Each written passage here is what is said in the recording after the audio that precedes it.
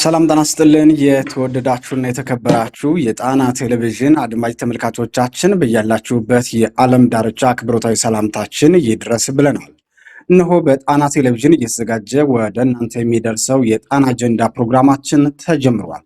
በዛሬው ፕሮግራማችን እንግዲህ በኢትዮጵያ በተለይ በምክክር ስም እየተሰራ ያለውን አሻጥር መሰረት አድርገን ሀሳብ አስተያየቶችን እየተለዋወጥን ቆይታ እናደርጋለን። ክቡራትና ክቡራን አድማጭ ተመልካቾቻችን በዛሬው ዕለት እንግዲህ ለመነጋገሪያ ርዕሰ ጉዳይ አድርገን የመረጥነው ኦህዴድ በተለይም ደግሞ ብልጽግና በአዲስ አበባ ጉዳይ ለምን አሁን በሚል ርዕሰ ጉዳይ ላይ እንነጋገራለን። ፕሮግራሙን ወደ እናንተ እያደረስን እኔ አማራ ሰፋና ጋዜጠኛ ይርጋ አበበ አብረናችሁ ቆይታ እናደርጋለን። እስከ ፕሮግራማችን ፍጻሜ ድረስ አብራችሁን እንድትቆዩ ድጋሚ እንጋብዛችኋለን። ይርጋ እንኳን ደህና መጣህ። እንደምን አለ? ጤና ይስጥልኝ አማራ፣ እንደምን አለ? እንኳን ደህና ቆየኝ ወንድም። አመሰግናለሁ ይርጋ። እንግዲህ በዛሬው ዕለት በተለይ በዚህ ሰዓት ካለው ሀገራዊና ቀጠናዊ ውጥረት አንጻር ብልጽግና በዚህ ሰዓት ይህንን አደገኛ አጀንዳ አንስቶ የመጣበት ምክንያት ምንድን ነው የሚለው ላይ በዋናነት እየተነጋገረን ቆይታ እናደርጋለን። ይርጋ እንግዲህ አጀንዳው በምክክሩ እየተካሄደ ባለበት ሰዓት ሊቀመንበሩ ተሽቀዳድመው የብልጽግናው ሊቀመንበር ማለት ነው በተለይ ኦቤን በተባለው የኦህዴድ ሚዲያ ቀርበው ከኔ በላይ ኦሮሞ ያሉበት መንገድና ሽመልስ አብዲሳም ኦሮሚያን ለማፍረስ የሚፈልጉ አሉ ግን አይሳካላቸውም ሲሉ የተናገሩበት መንገድ የሚገልጽልን ነገር አለ ማለት ነው። ሁሉም የኦሮሞ ብሔርተኞች በአዲስ አበባ ጉዳይ የተናበቡበትና በተለይ በአማራ ክልል በኩል ሁሉም ኃይሎች ያሳዩት ዝምታ በዋናነት ሊነገርበት መነጋገሪያ ሊሆን የሚገባው ጉዳይ ነው። አንዳንዶቹ ይርጋ እንግዲህ በዝምታ ከማለፍ አልፈው ለማስተባበልም በተለይ ደግሞ የኦህዴድን አጀንዳ ለማስፈጸም ጭምር ጥረት ሲያደርጉ እንደነበሩ የወጡ በርካታ መረጃዎች አሉ ማለት ነው። እንግዲህ አማራው ሁሉም የፖለቲካ ኃይል ተባብሮ በህዝቡ በኢትዮጵያ ጣፈንታ ጉዳይ በህዝባችን ጣፈንታ ጉዳይ የጋራ አቋም ይዞ በየገባበት ሁሉ ያንን ማድረግ ሲገባው ነገር ግን አንዱ ገላጋይ አንዱ ጠያቂ የሆነበትን መንገድ አስተውለናል። ይሄ ደግሞ በተለይ ይርጋ እንግዲህ የአፋብን ዝምታ የባዲን በዚህ ልክ ብቻ መሄድ ሳይሆን ባዲን አንድ የታወቀ ነው። ስሪቱም ሲጀመር የአማራ ያልሆነ ነገር ነው። ብሔረ አማራ ዲሞክራሲያዊ ንቅናቄ ሲል ገና ከስያሜው ጀምሮ ባዲን የአማራ እንዳልሆነ ይታወቃል። ቢኮዝ በአማርኛ ሰዋሰው ባለቤት ሲደመር ተሳቢ ሲደመር ግስ ከሆነ ብሔረ ብሎ የሚጀምር የአማርኛ ሰዋሰው የለም። ቀጥታ ከትግረኛ ሰዋሰው የመጣ ህወሓት የፈጠረው ነው ከስያሜው ጀምሮ ማለት ነው። ሶ ከነሱ ብዙ ነገር የምንጠብቀው ነገር የለም። ነገር ግን አፋብንም ዝምታን መምረጡ በደጋፊዎች በኩልም በተለያየ መንገድ ለማስተዋል ችለናል። በተለይ እንግዲህ የእነዚህን ዝምታ እንተወውና በተለይ ዶክተር አምባቸውንና አቶ ምግባሩ ከበደን እናስታውሳለን። በአዲስ አበባ ጉዳይ ጠንከር ያሉ ሀሳቦችን በመስጠት የአዲስ አበባ ምንድን ነው አዲስ አበባን እንደዚህ ለዚህ የዳረጋት ምንድን ነው የሚለውን እውነተኛውን ሀሳብ ጭምር በመጋፈጥ ረገድ ያሳዩትን አዲስ አበባ ላይ በነበረው ስብሰባ አቶ ምግባሩ የተናገሩትን ንግግር ማስታወስ እንችላለን። ዶክተር አምባቸው የተናገሩትን ንግግር ማስታወስ እንችላለን ማለት ነው። ከዛ በኋላ እንግዲህ የአማራ ብልጽግና ከዚህ መዋቅር በኋላ ኮምፕሌትሊ የኦህዴድ ቅርንጫፍ ሆኖ ነው የቀጠለው ማለት ነው። ስለሱ ጉዳይም ሀሳብ አስተያየቶችን እንለዋወጣለን። የብልጽግናው ሊቀመንበር የአማራ ብልጽግና አጠቃላይ አማራውን ምንም አያመጣም ብለው የናቁበትን ጥግ ነው ያሳየን ይርጋ። በዚህ ሰዓት እንግዲህ አዲስ አበባን የኦሮሚያ ካላደረግን መቼም አናደርግም። ቢኮዝ የሚገዳደረን አማራው አጣብቂኝ ውስጥ ገብቷል። በርካታ የቤት ስራ በሰማይ በአየር በመሬት በሜካናይዝድ እና በእግረኛ የታገዘ ጦርነት ከፍተንበታል። ምንም አያመጡም። እዚህ ጋር ያለውን እንግዲህ ወደኋላ እንመጣበታለን።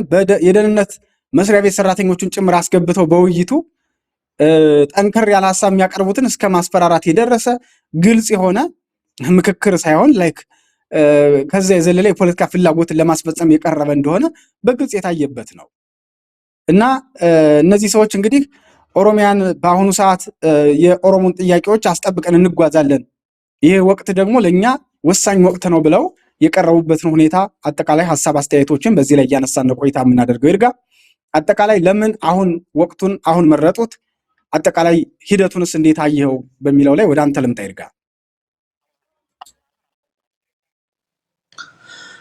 አማረ እንደምን ቆየህ? በጣም አመሰግናለሁ። በድጋሚ ብልጽግና በአዲስ አበባ ጉዳይ አሁን ለምን በሚል ርዕሰ ጉዳይ ዛሬ እንወያያለን። የአማራ ህዝብ ያለበትን ሁኔታ ስለምናውቀው ብዙ ጊዜ የአማራን ህዝብ አሁናዊ ችግሮች በስፋት ነበር የምናቀርበው፣ እንዲሁም ደግሞ ከነመፍትሄዎቹ ማለት ነው ስናቀርብ ቆየ ነው። ዛሬም እንግዲህ ከአማራ ህዝብ ታሪካዊ ርዕሶች መካከል እና አማራ አለኝ ከሚሉት የላቡና የደሙ ውጤት ከሆኑት ግዛቶቹ መካከል የሸዋ ጠቅላይ ግዛት የቀድሞዋ በረራ የአሁኑ አዲስ አበባን በተመለከተ የኦሮሞ ብልጽግና እና አጠቃላይ የኦሮሞ ካምፕ የሄደበት ያለውን መንገድ ዛሬ በዝርዝር መመልከት ይኖርብናል። በዚህ ሰዓት ለምንድነው ኦህዴድ ይሄን ያክል ተስገብግቦ ምክክር ኮሚሽኑን ለአራት ዓመት ነው ታውቃለህ ሲጓተት ይኖረው ለአራት ዓመት ሙሉ ሲጓተት ኑሮ መጨረሻ ላይ 8 አጀንዳዎችን ይዤ 4000 ተሰብሳቢ ይዤ አዲስ አበባ ላይ መክራለሁ ሰበስባለሁ እንወያያለን ብሎ ከጀመረው ዛሬ አይ ቲንክ አንድ ወር ሆነው ወይ ደግሞ ነገ አንድ ወር ሆነዋል። እንግዲህ ፕላስ ኦር ማይነስ 30 ቀን። ስለዚህ በእነዚህ ሰዓት ለምንድነው በእነዚህ ቀናት ካሳለፋቸው እጅግ በጣም ቆሻሻ ውሳኔዎች መካከል የአዲስ አበባን በተመለከተ ያሳለፈው ውሳኔ ነውና በዚህ ሰዓት ምክክር ኮሚሽኑ የሚለውን ቃል እንተውና ኦህዴድ ብልጽግና ፕሮግራሙ ለፖለቲካ ፍላጎቱ ለፖለቲካ ግቡ ሲል ያዋቀረው የአንድ ተቋም መጠቀሚያ ተቋም ነው። ባለፈው በነበረው ውይይት ላይ ኦህዴድ ብልጽግና ጨካኝና ጨቋኝ ከመሆኑም አልፎ ነውረኛና እንደኔ ባለቃሉ ይቅርታ ስርዓት አልበኛም ስለሆነ እንዲሁም ደግሞ ተንኳሽና ተናካሽም ስለሆነ በሱ ጉዳይ ላይ ይሄንን ፍላጎቱን የሚያሳካባቸው መንገዶች አራት ተቋማት ይጠቀማል ብለን ነበር። የፖለቲካ ስልጣን ተጠቅሞ አራት መገልገያዎች ይጠቀማል ብለን ነበር። አንደኛው እንደዚህ አይነት የህዝባዊ ደግሞ የዲሞክራሲ ስርዓት ማስፈጸሚያ የሆኑ ተቋማትን ለግሉ መጠቀም ነውና ይሄን ተቋም ያዋቀረው ለዚህ ዓላማ እንደነበር የምናስታውሰው ነው። እንግዲህ ይሄ ተቋም ለአንድ ወር ገደማ ሲሰበሰብ ቆይቶ በ8 ጉዳዮች ላይ ውሳኔ አሳልፌያለሁ ብሎ ነው የተናገረው። ነገር ግን ውሳኔ ያሳልፋሉ የሪሊ ውሳኔ ያሳልፈው በምን መልኩ ነው የሚለውን ስንመለከት መጀመሪያ ሂደቱን ማየት ይኖርብናል ብዬ አስባለሁ። አማራና ዛሬ እንግዲህ ታዋቂው የሰብአዊ መብት ተሟጋቹ አቶ ያሬድ ኃይለማርያም ከስብሰባው ላይ ተሳታፊ ከነበሩ ሰዎች መካከል አምስቱን በታማኝ መረጃ ምንጭ አንስተው ያቀርባሉና እንዴት ነበር የተካሄደው ሲባል ምክክር ኮሚሽኑ የነበሩ ችግሮችን ለመፍታት ሳይሆን ሌላ የጦርነት እና የእልቂት እንዲሁም ደግሞ የቀውስ በር ነው የከፈተው። ስለዚህ ለመድኃኒት ታስቦ ለበሽታው ሆኗል የሚል ይዘት ያለው ሐሳብ አቅርበዋል። ፕሮግራሙ እንዴት እንደተካሄደ የሚናክል ነውረኝነት የተሞላበት መንገድ እንደተካሄደ እንደነበር ያቱ ያሬድን ሐሳብ ላቀርብ በ8 ነጥቦች ነው ያቀረባቸው። አንደኛ ይላል በዚህ ምክክር ላይ ሁሉም የብልጽግና አባላት ለብቻቸው ተጠርተው በመንግስት ከፍተኛ አመራሮችና በተለይም ደግሞ በደህንነት ሰዎች በተሰጣቸው ጥብቅ ማሳሰቢያ ብልጽግና ከሚፈልጋቸው አጀንዳዎች ውጭ የመንግስት ገጽታ የሚጎዱ ምንም አይነት አጀንዳዎችን እንዳያጸድቁ ነበር የተነገራቸው። ከኦሮሚያ ክልል የመጡ የብልጽግና አባላት ደግሞ ለብቻቸው በየቀኑ ይሰበሰቡና እነሱ ተሰብስበው ጨርሰው ድጋሚ ለሌሎችን የማስተማር ግዴታ ነበረባቸው። ህገ መንግስቱ በ87 ከመጽደቁ በፊት አርቃቂ ኮሚሽኑ ላይ የነበረውን ውይይት ቀን እኛ እንወያያለን ማታ ዳዊት ዮሐንስና ነጋሶ ጊዳዳ ለመለስ ዜናዊ ያስረዱ ነበር ብለው እንደተናገሩት ማለት ነው ዶክተር ነጋሶ። ይሄም ደግሞ ቀን የምንጓየውን ማታ ይሄዳሉ ሪፖርት ያቀርባሉ አለቆቻቸው። ሪፖርት አቀርበው ደግሞ የነገ አሳይመንት ይቀበላሉ። አሳይመንቶቻቸው መካከል ደግሞ ምንድነው ሌሎች ብሔር ተወላጅ የሆኑ የብልጽግና ፓርቲ አባላት ይሄን ጉዳይ ከነሱ ፍላጎት ውጭ እንደሆኑ አጌንስት ኦህዴድ የሆኑትን ማሰራራትና መዛት ማሳሰብ ነበር የተካሄደው።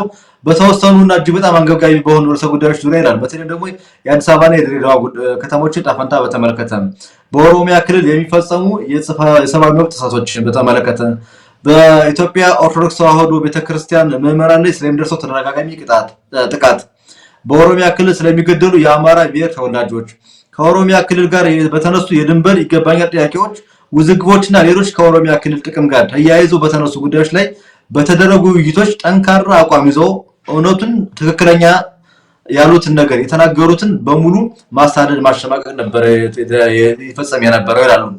እንግዲህ ይሄ ከዛው ስብሰባው ላይ የወጣ የካድሬዎቹ ምስክርነት ነው።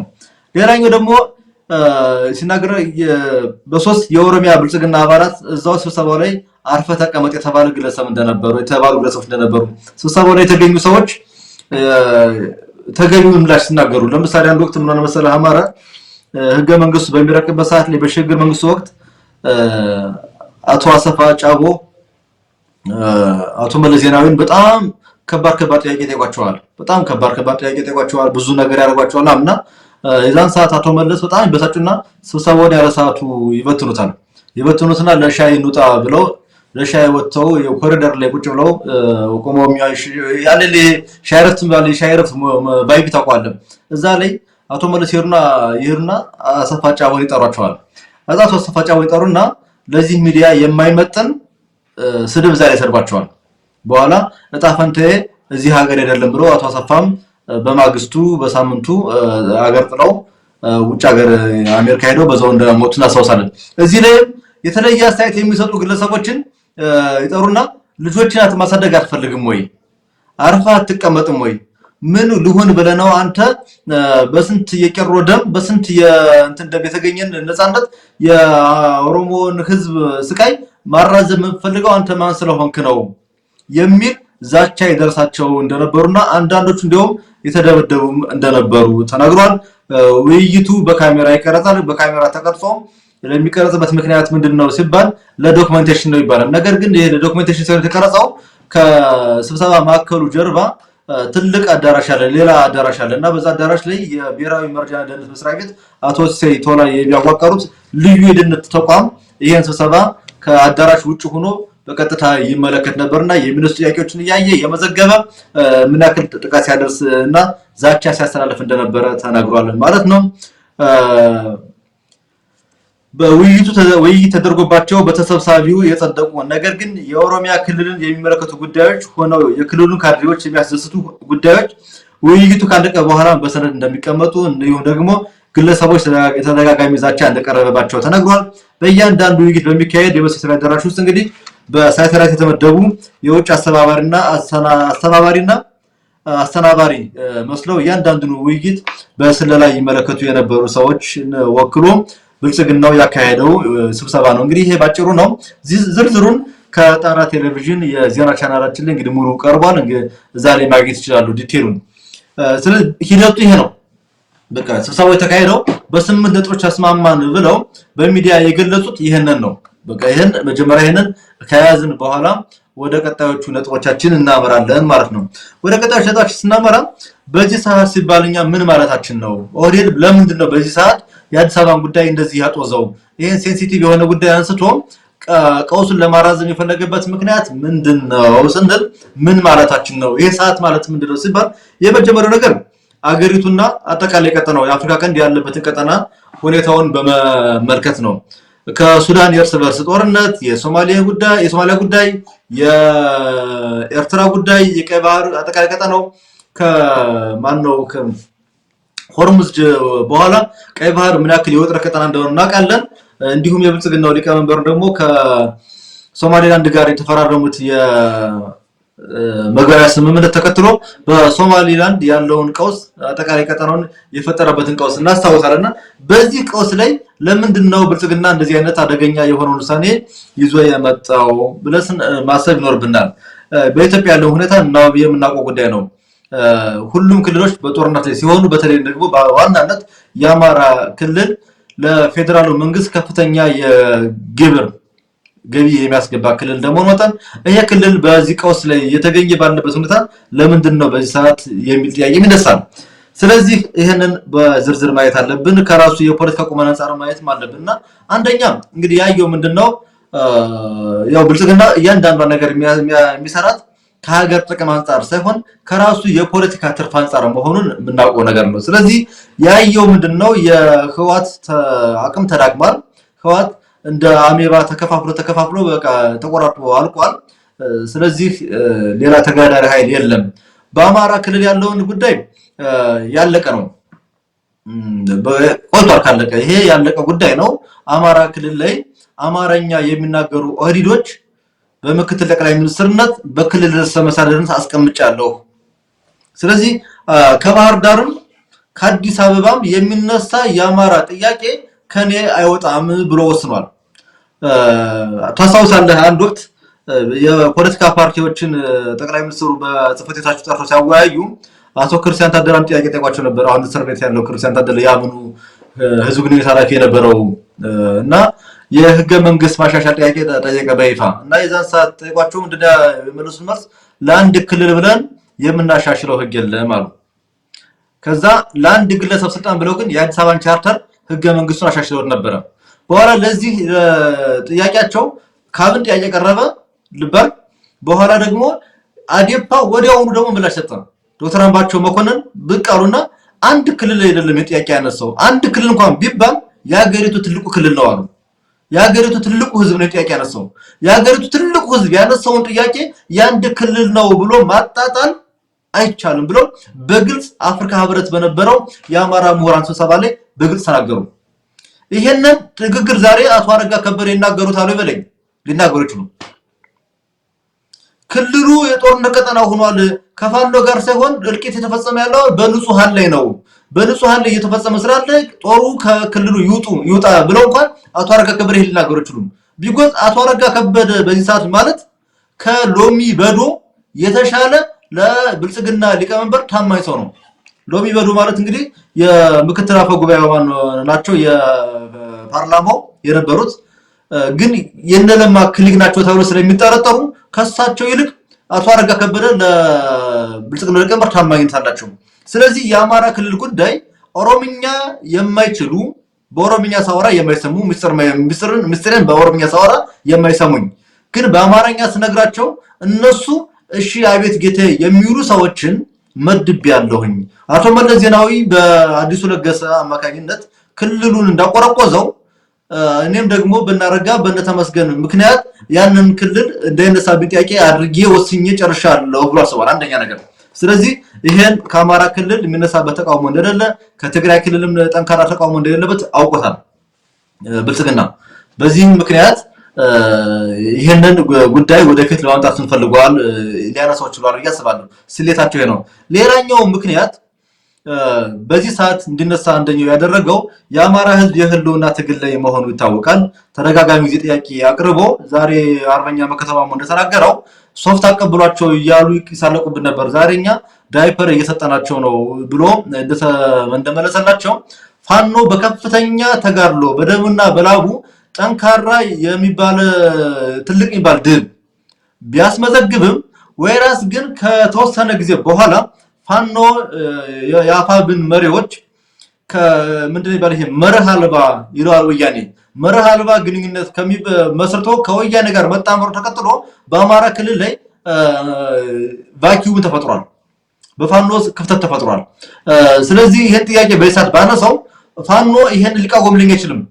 ይቅርታ ይሄንን ተቃውሞ ህዝብን አስተባብሮ ይሄንን ሊቃወም የሚችል ፋኖ የለም ብሎ ብልጽግና ወስኗል። ለምን ደግሞ ማረጋገጫው ደግሞ በኋላ እናያለን። ምክንያቱም አዲስ አበባን ጉዳይ ካነሳ ፋኖ ወርቃይትና ጠገዴን ጠለምትን አስመልክቶ ጥያቄ ሊያነሳ ይችላል። ብሱ ብቻ ሳይሆን ደግሞ ራያንም ኮረምን አስመልክቶ ጥያቄ ያነሳል። ያኔ የፋኖና የወያኔ ጥምረት የፋኖና የሸኔ ጋብቻ ገና በጊዜ ይጨናገፋል። ስለዚህ ፋኖ ምንም አይነት ጥያቄ ሊያነሳብኝ ይችላል። ህዝብ ያስተባበረም አማራ ክልል እንግዲህ አንፎርቹኔትሊ ሁለት ወኪሎች ነው ያሉት ብለው የመጡ ሁለተኛ ወኪል ነው ብለው የመጡ ሁለት ናቸው። አንደኛ በተቃዋሚ ቆዳ የተሰፈው አብንና ራሱ በተቃዋሚ ቆዳ ተሰፍቶ በብልጽግና ቀብ የሆነው አብንና ባዴን በአንድ በኩል አፋብን ነው። ስለዚህ አፋብን በዚህ ሁኔታ ከተከፋፈለ ወይም ደግሞ አፋብን በዚህ ሁኔታ ጥምረት ላይ ገብቶ የሚተራመስ ከሆነ ይሄ ጥያቄ አንስቶ ሊመጣ አይችልም። የብልጽግና ጉዳይ ቀድሞ የሞተለት ነው ብሎ ስለወሰነ ነው። ይሄንን ደግሞ የብልጽግናው ሊቀመንበር ውሳኔዎች ትክክል መሆኑን የምታውቀው ትክክለኛ ውሳኔ መወሰናቸው የምታውቀው ምክክር ኮሚሽኑ ስራ ሊጀምር ሲል አፋብን መግለጫ አውጥቶ ነበር ታስታውሳለህ። እንደ ድርጅት ይሄ ኮሚሽን የሚፈጥረው የሚያመጣው ለውጥ የለም ብሎ መግለጫ ወጣ። በአዲስ አበባ ጉዳይ ሲወጣ ግን አፋብን አልሰማም። ልክ በስሙን ጥራልኝ የድርጅቱ ህዝብ ግንኙነት ኃላፊ አንድ ሚዲያ ላይ ቀርቦ ሲናገር በራያ ቀጠና የሚኖረው ህዝብ እያለቀ ነው፣ ሰቆቃ በዝቶበታል ሲባል ምንድን ነው ያለው? እዛ አካባቢ መረጃ አልደረሰኝም ማለት አይደለም። ከወሎ በኩል የመጣ መረጃ አልደረሰኝም፣ ያን መረጃ የለኝም፣ ይሄ መረጃ የለኝም ብሎ እንደመለሰው አሁንም የአዲስ አበባ ጉዳይ ሲወሰን አፋብን አልሰማም። በቃ መረጃ አልደረሰውም። ጸጥ ነው ያለው። በቃ ውሾን ያነሳ ውሾ ብሎ ዝም አለ። ምክክሩ ሲጀመር ግን ጮሆ ነበረ። ለምን ይጀመራል፣ ለምን ይካሄዳል ብሎ ጠንካራ መግለጫ አውጥቶ ነበረ።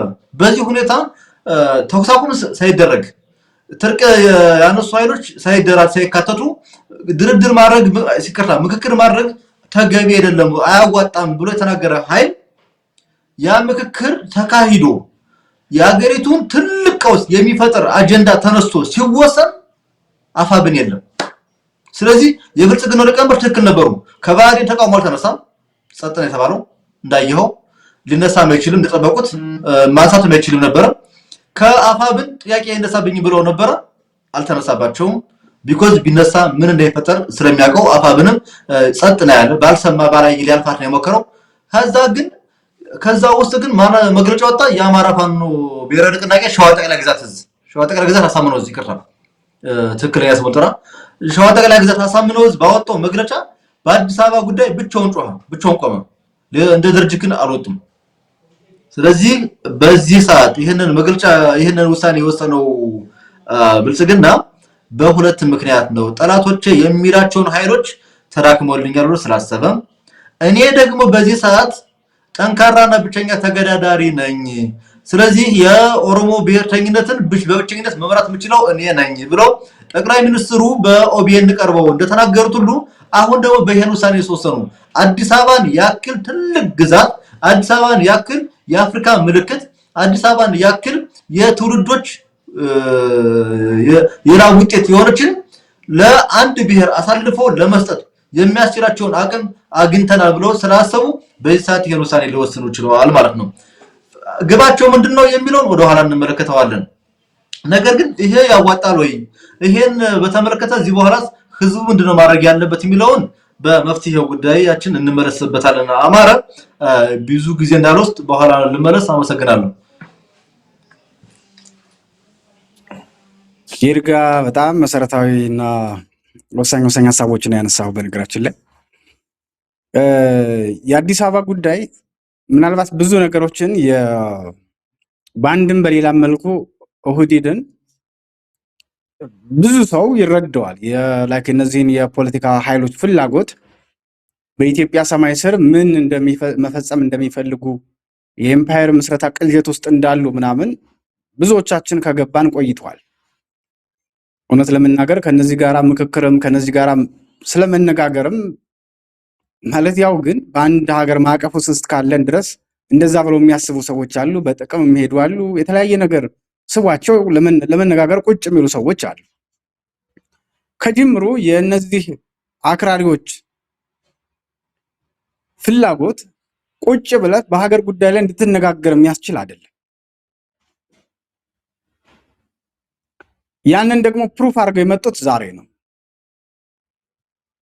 የመጀመሪያው ይህ ስርዓት ያለ ጦርነት መኖሩ ኦህዴድ ዋና ግቡ ኤምፓየር መስረታ ላይ ነው። ማንንም የማያሳትፍ የራሱ ሞኖፖሊ ብቻ ያለበት ኤምፓየር መስረታ ቅዠት ውስጥ ያለ ነው።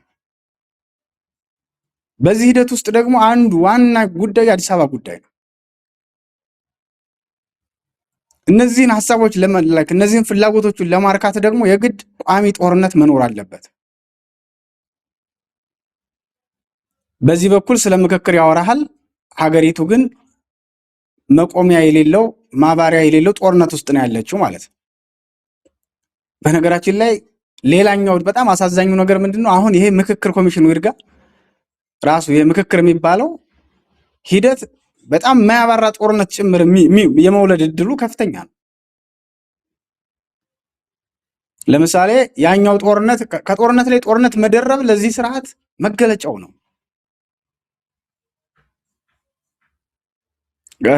ያየናቸው ነበረ። በነገራችን ላይ የብልጽግናው ሊቀመንበርም በቃ የሚያሳስባቸው የጥይት ፋብሪካ ስለመክፈት፣ የመሳሪያ አምራች መሆን፣ ላይክ እንደ አንዳንድ ነውጠኛ መሪዎች መሆን ነው እንትናቸው እንጂ ላይክ የስራ ዕድል ሊፈጥር የሚችል የህዝቡን ኑሮ ሊያቀል የሚችል ፋብሪካ ምናምን እዛ ላይ ትኩረት አያደርጉም። ምክክር ሲባል ሪሊ የምክክርን ጽንሰ ሀሳብ ራሱ ተረድተውታል ወይ? ማለት ለምክክር ስትቀመጥ ቀድመህ በወሰንከው ጉዳይ ላይ አይደለም ምክክር የምትቀርበው። እንመካከር፣ እንነጋገር፣ ስለ ሀገራችን ዕጣ ፈንታ፣ ስለ ኢትዮጵያ ሁኔታ፣ ስለ መጪው ዕጣ ፈንታችን በጋራ ቁጭ ብለን እንነጋገር ብለህ ስታስብ የወሰንካቸውን ሀሳቦች እነዚህ መሆን አለባቸው ብለህ የያዝከውን የወታደራዊ ኃይል፣ የፖለቲካ ጫና፣ የደህንነቱን ኃይሉን ሁሉን ነገር ተጠቅመህ ኢኮኖሚህንም ተጠቅመህ አንዳንዱም በገንዘብ ለማማለልም እየሰሩ እንደሆነ ይፋዊ መረጃዎች ወጥተዋል። ይህን ሁሉ አማራጭህን ተጠቅመህ ምናምን ተጽዕኖ ለማድረግ እየሄድክ ምክክር ነው ልትለኝ አትችልም ነው። እዚህ ጋር ይርጋ ስንነጋገር ስለ አንዲት ከተማ ብቻ አይደለም እያወራን ያለን፣ ስለ ኢትዮጵያ ዕጣ ፈንታ ነው እያወራን ያለን። እንደ ሀገር ምን አይነት የጋራ ህይወት ነው ሊገጥመን የሚችለው፣ የመጣብን አደጋ ምንድን ነው የሚለው ላይ ነው እየተነጋገርን ያለ ነው። የዚህን እንትን አጠቃላይ አገራዊ ምክክር ማለት ቀድሞ የተወሰነ ውጤትን ለማጽደቅ የምንሰባሰብበት አዳራሽ አይደለም። ለምክክር ስንቀርብ እንደ ኢትዮጵያ ሰፊ የሆነ የትርክት ልዩነት አለ። ለምሳሌ ምክክር ያስፈልጋል ከተባለ ሁሉን አቀፍ ምክክር ከሆነ የሚደረገው ሲቋቋም ጀምሮ የምክክር ኮሚሽን የተባለው ኃይል ስርዓቱ የሚዘውረው በስርዓቱ ፍላጎት እንደዛ አይነት እንትኖችን የሚራመዱበት መሆን የለበትም። ገለልተኛ ሆኖ ነበር መዋቀር የነበረበት። ገለልተኛ እንዲሆን ደግሞ ምን አይነት ዘዴዎችን መጠቀም ነበረበት? ይሄ በራሱ ሌላ ጥያቄ። ፌል ያደረገው ገና ሲቋቋም ጀምሮ ነው።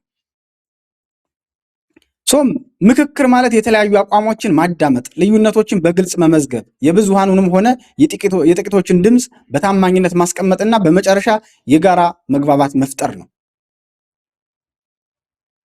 እነዚህ ልዩነቶች አሉን። እነዛን ልዩነቶች እንዴት ወደ አንድ እናምጣቸው? እንዴት ወደ አንድ ማምጣት ብቻ ሳይሆን መሀል ላይ እንዴት እንገናኝ ነው እንጂ አንዱ አሸናፊ አንዱ ተሸናፊ የሚሆንበትን መድረክ መፍጠር አይደለም።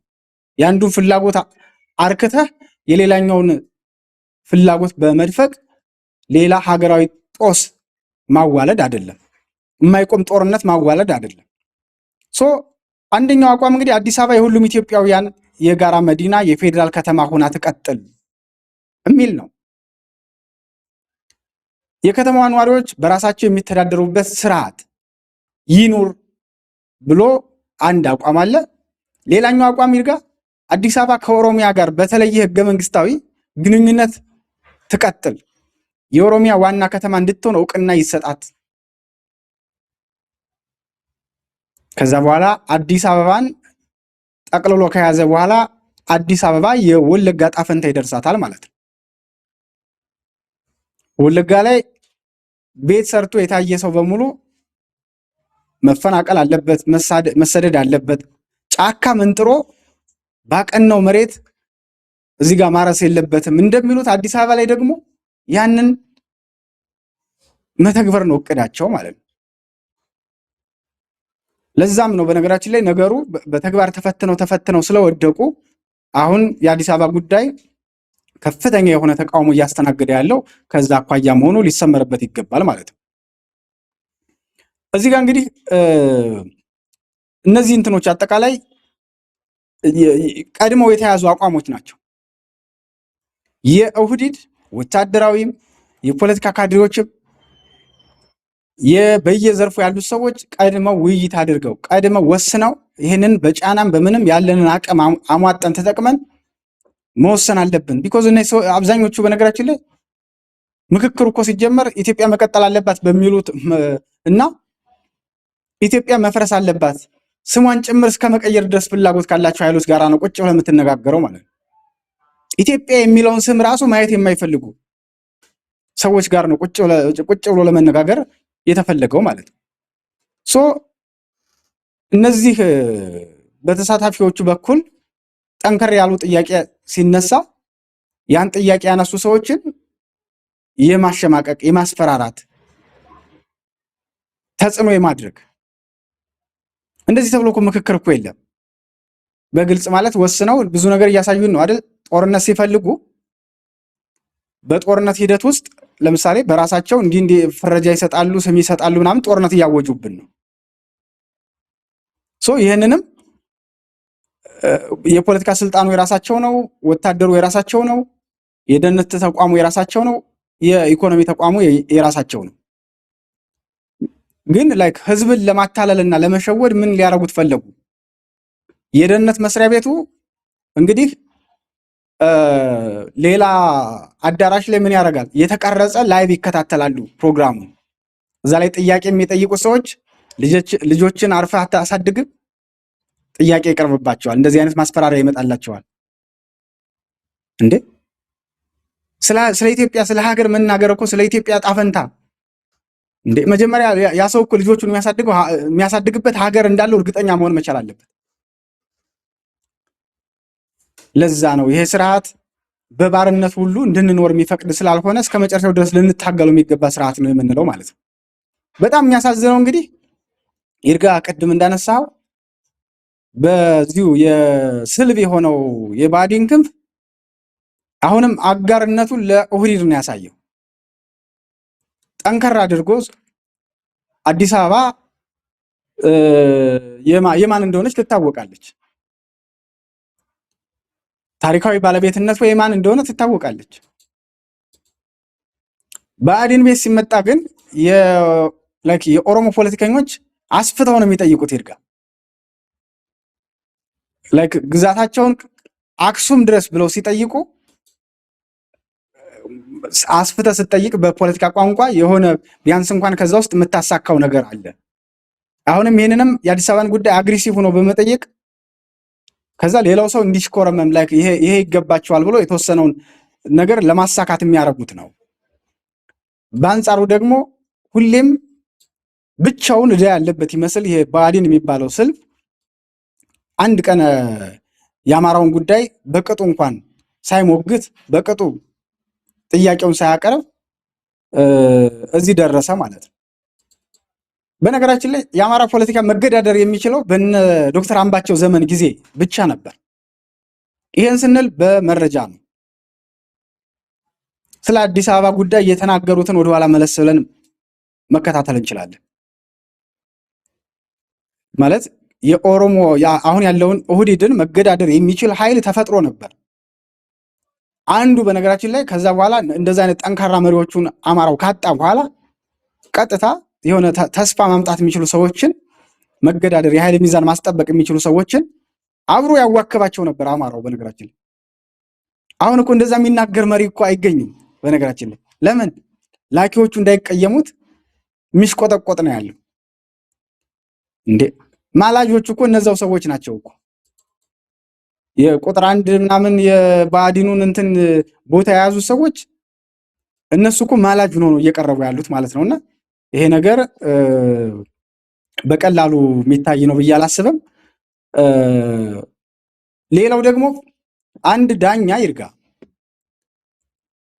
ዳኛው መጀመሪያ የሆነ የሚመጣለት ኬዝ አለ። ያንን ኬዝ አድምጦ ነው ወደ ፍርድ ጉዳይ ወደ ሌሎች ሂደቶች ማለፍ ያለበት ማለት ነው። አሁን ግን እየሆነ ያለው እንትኑን ይሄንን እያጠናቀሩ የሚመዘግቡት ሰዎች ራሳቸው እንትን ነበሩ ማለት የጉዳዩ በጣም በአንድ ወገን አፍሌትድ የሆኑ ዴሊበርትሊ የቀረቡ ሰዎች ናቸው። ከአቶ ያሬድ ያጋሩን በነገራችን ላይ ትልቁ መረጃ አንዱ ይሄ ነው። እንዴት ማለት ገለልተኛ የሆነ ከብዙ ወገኖች የተሰባሰበ አጠናቃሪ ታስቀምጣለህ? ያንን ቃለ ጉባኤ የሚመዘግብ ምናምን ቢኮዝ የግል ፍላጎቱን ወይም የፖለቲካ ውግንናውን መሰረት አድርጎ ሀሳቦችን እንዳያሰፍር የሚያደርግ ማለት ነው። ይህም አንዱ ነውራቸው እንደሆነ መግለጽ ያስፈልጋል። ይርጋ እንደው ከዚህ ጋር ተያይዞ በዋናነት በእኛ በአማራው አኳያ አፋብን ጠንካራ አቋም ይዛል። ላይክ ሸዋ ጠቅላይ ግዛት ይዞት እንደወጣው መግለጫ የአማራ ፋኖ ብሔራዊ ንቅናቄ ሸዋ ጠቅላይ ግዛት አሳምነውዝ እንደዚህ አንዱ ከምንታገለላቸው የርስትና የማንነት ጥያቄዎች ውስጥ አንዱ አዲስ አበባ ላይ እነዚህ ነገሮች የመታገያ አጀንዳዎቻችን ስለሆኑ አፋብን ከፍ አድርጎ የጋራ አቋም ሊይዝባቸው ጠንካራ መግለጫዎችን አቋሞችን ሊያራምድባቸው ይገባል ብለን ተስፋ እናደርጋለን ማለት ነው።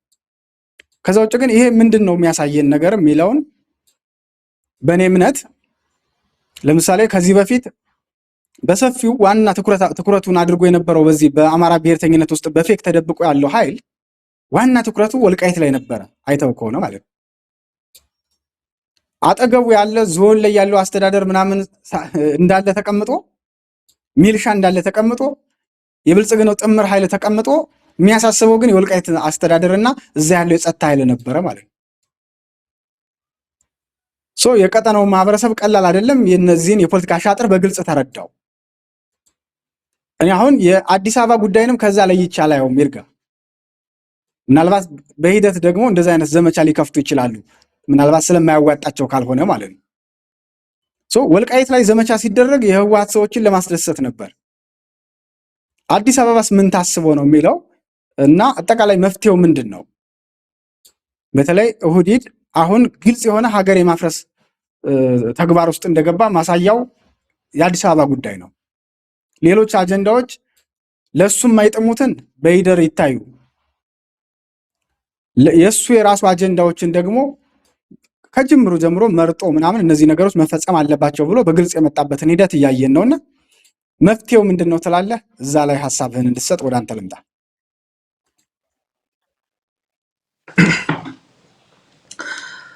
አሜን፣ በጣም አመሰግናለሁ። መጨረሻ ላይ ትልቁ ነገር ነው ትልቅ ሳውንስታ በተለይም ደግሞ እንግዲህ አስብ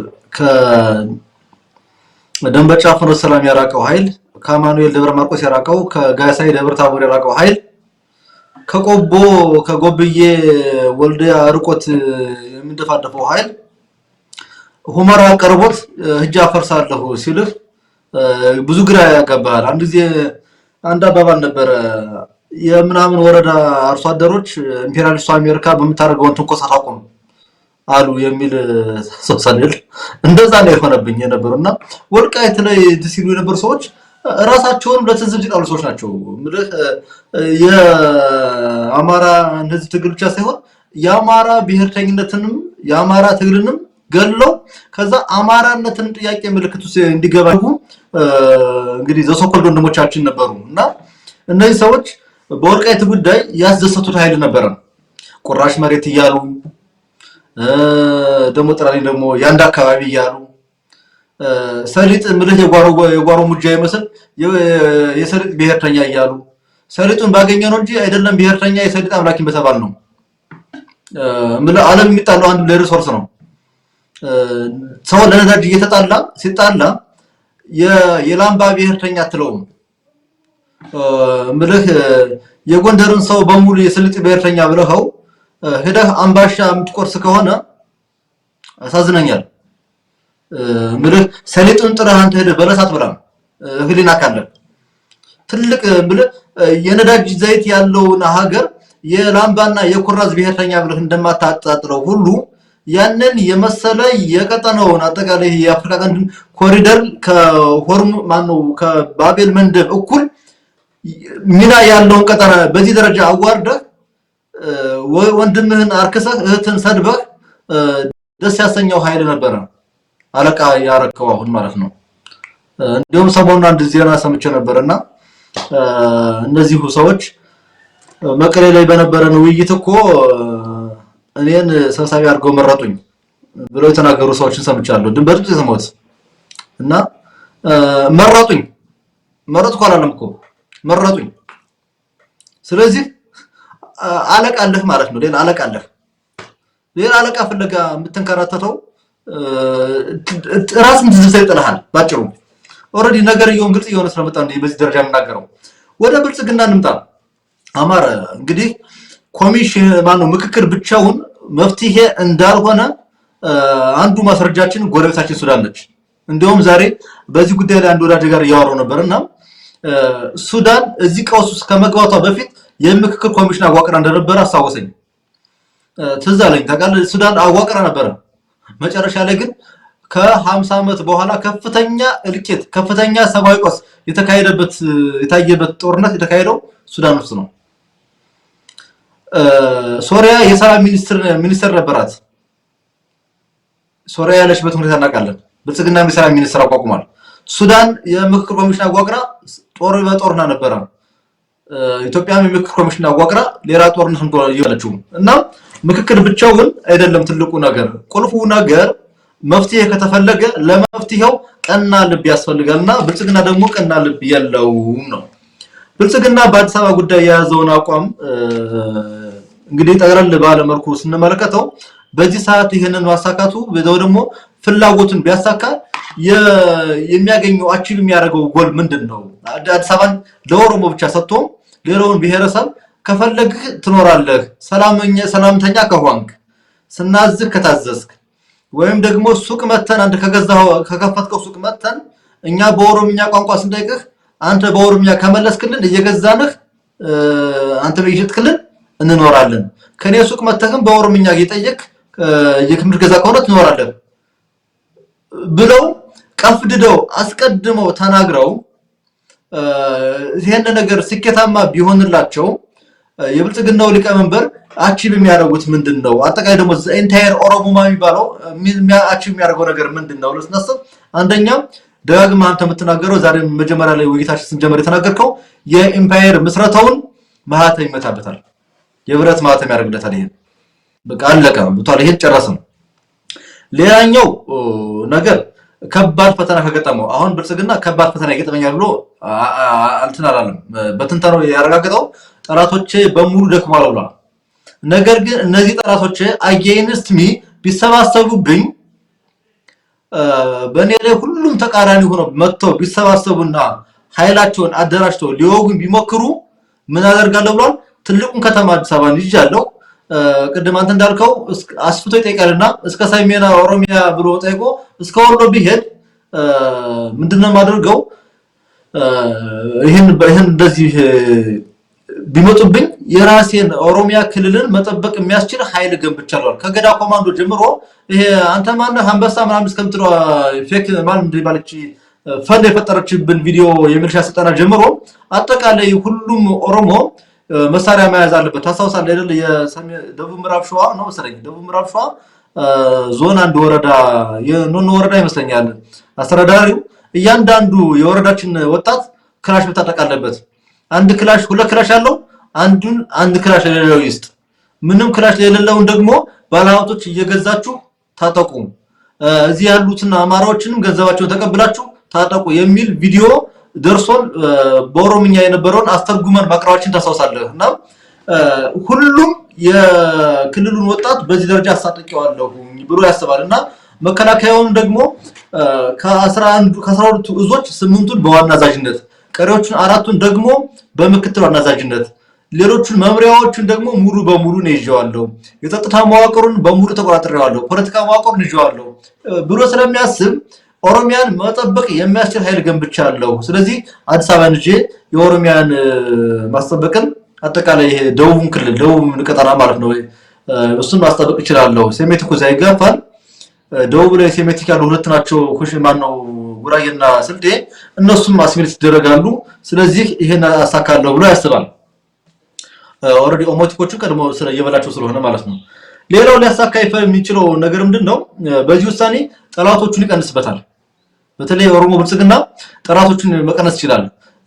የኦሮሞማ መሪ ሆኖ በይፋ መምጣት ይችላል። ለምሳሌ አዲስ አበባን ከያዝ ጆዋር መሐመድ ካንተ ጋር ለምን ይጣላል? ጸጌ ምናምን ትላቸው ምናምን ጋቢሳ የምትለው ምናምን ኦነግ የምትለው ጃልመሮ ካንተ ጋር ለምን ይጣላል? የኦሮሞ ወጣት ለምንድን ነው እንትን የሚለው? ኦሮሚያን እኮ አዲስ አበባን የኦሮሚያ ናት ብሎ ፈርደዋል። ከዛ ኦሮሚያ ውስጥ ደግሞ አማራ ማየት አንፈልግም ብለዋል። ስለዚህ አዲስ አበባን የኦሮሞ አረክለት ማለት ዘዳያፍተር ታባርልታለህ። አንተ የመንግስታዊ መዋቅሩን ተጠቅመህ ካባረርክለት ጃልመሮ ጫካ የሚያከራትት ምን ጉዳይ የለውም። ስለዚህ ጠላት ቀነሰ ብልጽግና ማለት ነው።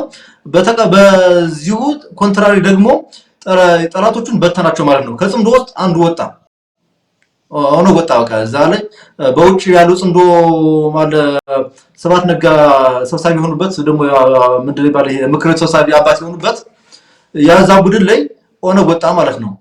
ከዛ ይሄንን ስኬት ካገኘ በኋላ የራሱን ኤምፓየር ያጸናል ማለት ነው። ለነዚህ ሶስት ክፉዎቹ ሲል አዲስ አበባን በራሱ ስር የማድረግ ሩጫ ገባ ማለት ነው። ይሄን ደግሞ በደና ቀን የጠፍጥፎ የፈጠራቸው የአማራ ብልጽግናዎች በደንብ ተባብረውታል እና ይሄን ዜማን ጨምሮ ማለት ነው። ጥያቄው አሁን እዚህ ላይ አማራ ለኔ እንግዲህ ሰዓት አጭር ስለሆነ ብዙ ጊዜኛ ችግሮቹን ብቻ አይደለም የምናገረው ዳግመን የምናቀርበው የመፍትሄው አካል ነው።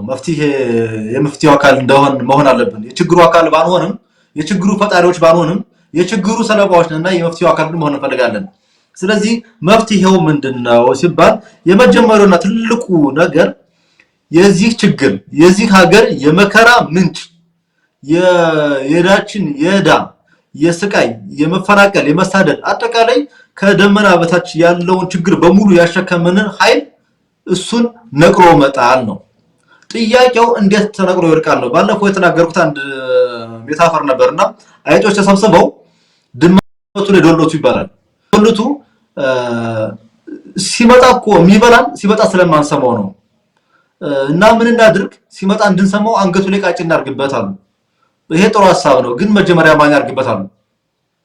አሁን ጥያቄው የብልጽግናው ስርዓት ጅብ ነው ብለናል። ይሄ የኦሮሞ ብልጽግና አጠቃላይ አብይ አህመድ የሚመሩት መንግስት ጅብ ነው፣ አውሬ ነው።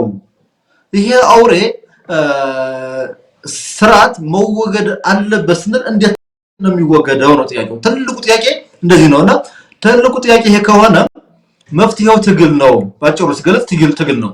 ግን ትግል ብቻውን በቂ አይደለም። ትግል ዝም ብሎ ትግል አለ ማለት በትግል ውስጥ የቆሰቀቀኑን የሚያራግፍ በዚህ በትግል ስም በጣም የኑሮ ውድነቱን መቅረፍ የሚችል በትግል ስም የራሱን ገጽታ ገንብቶ ሲቪውን የሚያሳድግ ብዙ አለ። ትግል ብቻውን በቂ አይደለም። ትግል ሳይሆን ትግል ብቻ አይደለም የሚያስፈልገው። በቂ የሚሆነው ለትግላችን ስኬታማ የሚያደርገን በቂ የሚያደርገን ምንድነው? የትግል ፕሮግራም የጠራ የትግል ፕሮግራም እና ለትግል ፕሮግራሙ ታማኝ የሆነ የህዝብን አደራ ተቀብሎ በክብር መመለስ የሚችል የታጋዩ ማንነት ያስፈልጋል። አሁን ትልቁ ነጥብ ይሄ ነው። የኢትዮጵያ ህዝብ እንግዲህ እንታየው ኢትዮጵያ የረጅም ጊዜ እንኳን ብንተው በደርግ ዘመን ላይ ትግል ወጥተው ብዙ ዋጋ ያስከፈሉ የመይሶን የኢጫት ያፓም ትላቸው ስብስቦች ነበሩ። አንድ በጠራ ፕሮግራም አልነበራቸውም። የተማሪዎች ንቅናቄን ተከትለው መጡ። የተማሪዎች ንቅናቄ ደግሞ መሬት ላራሹ ነበር። መሬት ላራሹን ደርግ መለሰው። ከዛ በኋላ ጥያቄ አጡ። እንግዲህ በዚህ ጉዳይ የሞግታለው ካሉ ያፓዎች 60ዎቹ ሊሞግቱን ይችላሉ። ተሳስቸኮንም ሊታረም ይችላል። የጠራ ፕሮግራም አልነበራቸውም። ከዛ በኋላ ደርግ ፋሽስት ነው አይደለም ብለን እንሟገታለን። እናሸንፋለን እያለ ተባልቶ አለቀ። ቀይ ሽብር ብዙ ዋጋ አስከፈለን። በ83 ዓመተ ምህረት ደግሞ ያየነውን ኪሳራ እናስታውሳለን። ከዛ በኋላ ደግሞ ድጋሚ 97 ዓመተ ምህረት ላይ የህዝብ ድጋፍ እንጂ የጠራ ፕሮግራምና የትግል ጽናት ያልነበራቸው ሰዎች ተሰባስበው መጥተው ህዝቡን አነቃነቁት። የፖለቲካ ህሊና የፖለቲካ ግንዛቤ ሰው እንዲኖር ያደረጉ ግለሰቦች ከምርጫው ማግስት አንዳንዶቹ ፓርላማ ቀሪዎቹ እስር ከገቡ በኋላ ከእስር ቤት የወጡት ቀጥታ ከአንዳንድ ውጭ ወጡ። ትግሉን መረሱ ምናምን ሆነ። ግንቦት ሰባት በሚል ስም የተደራጀ እጅግ በጣም አደገኛና የነውጠኛ የጥቅማጥቅም ሰብሳቢ ቡድን ነበር። አሁን ይዜማ የሆነ ማለት ነው። እሱም እንደዚሁ ጫካ ገብቶ ብዙ ሰው ዋጋ አስከፍሏል። በጣም ብዙ ሰው አሁን ላይ በአፋብን በምንለውና የጋራ ድርጅታችን ውስጥ ደግሞ ያየነውን መከራም እያየን ነው። ቢኮዝ ቅድም እንደነገርኩ ነው የዚህን ህዝብ አደራ ተቀብለህ አደራውን ደግሞ ከተቀበልክ በኋላ በታማኝነት መመለስ ያንተ ጨዋነት ያንተ ማለት ላይ ይታያል። ነገር ግን እንደዚህ ሆኖ ያልተገኙ ሰዎች ብዙ ዋጋ አስከፈሉን። ስለዚህ አሁንም ያስፈልገን ቁጭ ብለን ተነጋግረን ተወያይተን የጋራ መዳረሻ ግባችንን አስፈረን አብይን መጣል አይደለም፣ ብልጽግናን መጣል ብቻ አይደለም። ብልጽግና ከጣልን በኋላ ህወሓትን ቆጣል ነው አይደለም? ማንና መጣ ነው? ኦሮሞና መጣ ነው። በቃ አሁንም አብይን ጥለን ደግሞ ይሄን የኦሮሞ ብልጽግና ስርዓት ካስወገድን በኋላስ ሌላ ጠመንጃንሰን ደግሞ ጫካ እንግባ፣ ሌላ ከፍ ያለውን እንግደል፣ ሌላ ወባንታ እንግደል፣ ሌላ ናሆሰን እንቅበር አይደለም። ስለዚህ የጠራ የትግል ፕሮግራም ይዘን ወይም ደግሞ አሁን ያለው ትግል ደግሞ ትግላችን በጣም ተቀደሰ ትግል ነው አውቃለሁ። ይሄ ዓላማ ትልቅ ዓላማ ያለው ትግል ነው። ያጣው የታጋይ መሪ ችግር ነው ያጣው። ይሄንን መሪነትን ደግሞ አርመን አስተካክለን መምጣት እንችል ከሆነ በዚህ ሁሉ ተዋይተን የጋራ መዳረሻ ግባችን አስቀምጠን ይሄን ስርዓት መጣል ለነገ የማይባል ጉዳይ ነው ብዬ አስባለሁ። ለዚህ ግን የሚያስፈልገው መደማመጥ፣ ለዚህ የሚያስፈልገው የዓላማ ጥራት፣ ጽናትና አጠቃላይ መስማማት መግባባት ነው ብዬ አምናለሁ። አለበለዚያ እኛ እንዲህ የተናቆርን አዲስ አበባን አይደለም ባህር ዳርን፣ አዲስ አበባን አይደለም ደሴና ደብረ ማርቆስንም የምናጣቸው ያደርገናል። ይሄ ስርዓት በምንም ኦሬዲ እኛ በተዳከምን ቁጥር እኛ በተሻኮትን ቁጥር ያደራጀው ደሴ ላይ የቆሙ ከንቲባ፣ ደብረ ታቦር ላይ የቆሙ ከንቲባ፣ ማርቆስ ላይ ያለው አስተዳደር፣ ባህር ዳር ላይ ያለው ርዕሰ መስተዳድር በሙሉ አማርኛ ተናገሩ እንጂ እነሱ ናቸው። በቃ ከሽመልስ አብዲሳና በአቶ አረጋ ከበደ መካከል ልዩነቱን የሚያውቀው ሁለት ነገር ነው። አንደኛው ፊዚካሊ ነው፣ ሁለተኛው ደግሞ ቋንቋ ለመቻልና ቋንቋ መቻል ብቻ ነው። ሌላ ነገር የላቸውም። ስለዚህ የዕጣ ፈንታችንን በጋራ ለመወሰን ቁጭ ለመወያየት አለብን ብዬ አስባለሁ። የጠላት ልየታና የወዳጅነት መረጣ ላይም ጥንቃቄ ማድረግ አለብን ብዬ አስባለሁ። ይሄ ጉዳይ ሰፊ ስለሆነ በስፋት እንመለስበታልና ሌሎች ባለሙያዎችን ቢሆን ጋብዘን በዚህ ጉዳይ ማብራሪያ እንስጥ እናደርጋለን። ለጊዜው ከሰዓት አንፃር እዚህ ላይ ላብቃ። ማረ ይርጋ አመሰግናለሁ። እውነት ለመናገር በጣም ወሳኝ የመፍትሄ ሀሳቦችን ያስቀመጥከው በተለይ የፋኖ ትግል ይሄ ሁሉ ኢትዮጵያዊ ተስፋ የሚያደርገው ትግል ነው። የፋኖ ትግል ደግሞ አንዴ ከተበላሸና አንዴ መስመሩን ከሳተ የአማራ ሕዝብ የመጣበትን መንገድ ማሰብ በቂ ነው። እያንዳንዱ መንገዳችን በጥንቃቄ መጓዝ ያለብን፣ አስተውለን መንቀሳቀስ ያለብን ግዴታም ጭምር ነው። በነገራችን ላይ እንደው አንዳንዴ ዝም ብሎ ጥምረት ስለተባለ ብቻ በቀጥታ ሂዶ መጣመረን እንደ ፖለቲካ አዋቂነት እንደ ትልቅ የፖለቲካ ፍልስፍና አድርጎ የሚወስዳል። ትልቁ ነገር ግን መያዝ ያለበት ከማን ጋር እጣመራለሁ፣ ዓላማህን የማያረክስ ጋር ነው መጣመር ያለብህ። እንግዲህ የኦህዴድን ፍላጎት በዚህ ልክ እንደሆነ ካወቅ ነው ትናንት የመጣንበት መንገድ ግን ዋጋ እንዳያስከፍለን የሚለው ነገር ላይ በጣም መሰረታዊ ነገር ነው ያነሳው። በነገራችን ላይ አንዳንዶቹ ምናልባት ሽመልስና አብይንም ቢሆን ጫካ ላይ ቢያገኟቸው እንጣመር ሊሉ የሚችሉ ናቸው። ውስጣቸው ላይ ያለ ጥላቻቸውን እንዳለ ይዘውት እንደዛ የምታደርገው እኮ ሲጀመር መጀመሪያ የወጣበት ዓላማ አለ። ይርጋ ዓላማችን እኛ ትርክት ነው እኛን እዚህ ያደረሰን። እንደ አማራ ተሳዳጅ ያደረገን ትርክት ላይ የጀመረው ጥላቻ የወለደው ትርክት ነው። ያንን ትርክት ደግሞ ከነተሸካሚዎቹ ነው የምንታገለው ነው። የሆነ ግለሰብ እንትን አልከው ተጣመርከው ምናምን የሆነ የምትቀይረው አይደለም። ያማ እንዴ ተበርዟል እኮ የራስህን ስር ነቀል የሆነ ለውጥ ሊያመጣ የሚችል ትግል ማድረግ ስትችል ነው። ከዛ ውጪ ለምሳሌ እኮ እንደው ለሲስተም ራሱ በነገራችን ላይ የሆነ ክፍለ ጦር ይዘው ምናምን ሽመልስና አብይ ብርሃኑ ጁላ የሆነ ጫካ ላይ ቢያገኟቸው ተጣምረን መጣል ብለው መግለጫ ሊሰጡ ይችላሉ። ይሄ መሆን አለበት ብለን አናምንም። ትግላችን መርህን መሰረት ያደረገ መሆን አለበት። እነማን ጠላቶቻችን ከአቋማቸው ሸብረክ ብለዋል? ትናንት በእኛ ላይ እንደ ህዝብ አማራውን በማጥፋት ረገድ የነበራቸውን አቋም ቀይረዋል ወይ? መጀመሪያ የሰው ልጅ በቃ ሪግሬት ማድረግ አለበት። የፈጸሙትን በደል ይቅርታ እንትን ማለት አለባቸው። ያንን በየወረቀቱ ያሰፈሩትን ነገር እውቅና መስጠት መቻል አለባቸው። የጥላቻ ዶሲያቸውን ማለት ነው። ያ በሆነበት ሁኔታ ውስጥ አሁንም የኛን ነገር እየጠየቁ ባለበት ሁኔታ ውስጥ እድል አግኝተው ደግሞ አቅማቸውን አፈርጥመው አማራውን ድጋሚ እንዲጎዱት የኛ ትውልድ እሱን አይፈቅድም። ምናልባት ሰፊ ጉዳይ ስለሆነ በሌላ አጀንዳችን እንመለስበታለን። ለዛሬው እዚህ ላይ ይብቃን። ይርጋ ጥሩ ቆይታ ነበረን። ስለነበረን ቆይታ ከልብ አመሰግናለሁ። ክቡራትና ክቡራን አድማጭ ተመልካቾቻችንም ምርጫችሁ አድርጋችሁ ስለምትከታተሉን ከልብ እናመሰግናለን። ተሰናበትናችሁ። ጤና ይስጥልን።